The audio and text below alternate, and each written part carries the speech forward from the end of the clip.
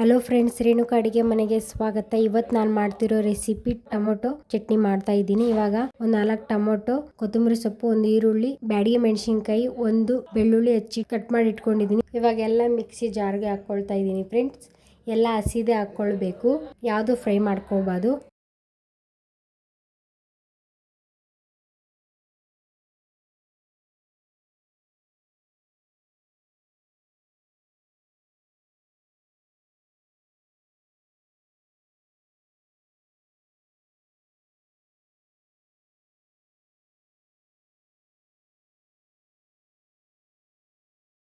ಸ್ವಲ್ಪ ಜೀರಿಗೆ ಕಾಳು, ಸ್ವಲ್ಪ ಹುಣಸೆಹಣ್ಣು, ಸ್ವಲ್ಪ ನೀರು ಹಾಕ್ಕೊಂಡು ಇವಾಗ ಮಿಕ್ಸಿಗೆ ಹಾಕ್ಕೊಳ್ಳೋಣ. ಇವಾಗ ಸ್ಟವ್ ಹಚ್ಬಿಟ್ಟು ಬಾಣಲಿನ ಇಟ್ಟು ಸ್ವಲ್ಪ ಸಾಸಿವೆ, ಎಣ್ಣೆ, ಕರಿಬೇವಿನ ಸೊಪ್ಪು, ನಂತರ ಈರುಳ್ಳಿನ ಹಾಕ್ಕೊಳ್ಳೋಣ. ಒಂದು ಕಟ್ ಮಾಡಿ ಇಟ್ಕೊಂಡಿರೋದು.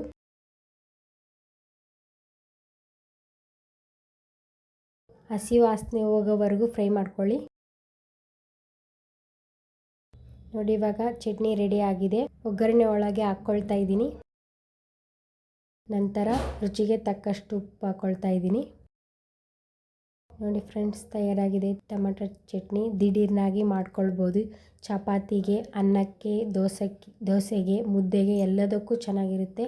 ತುಂಬ ಚೆನ್ನಾಗಿರುತ್ತೆ. ಮನೇಲಿ ಒಂದ್ಸರಿ ಟ್ರೈ ಮಾಡಿ ಹಾಗೂ ಸಬ್ಸ್ಕ್ರೈಬ್ ಮಾಡೋದನ್ನು ಮರಿಬೇಡಿ ಫ್ರೆಂಡ್ಸ್. ಮುಂದಿನ ವಿಡಿಯೋದಲ್ಲಿ ಸಿಗೋಣ. ತುಂಬ ಟೇಸ್ಟಿಯಾಗಿರುತ್ತೆ. ಮನೇಲಿ ಒಂದ್ಸರಿ ಟ್ರೈ ಮಾಡಿ.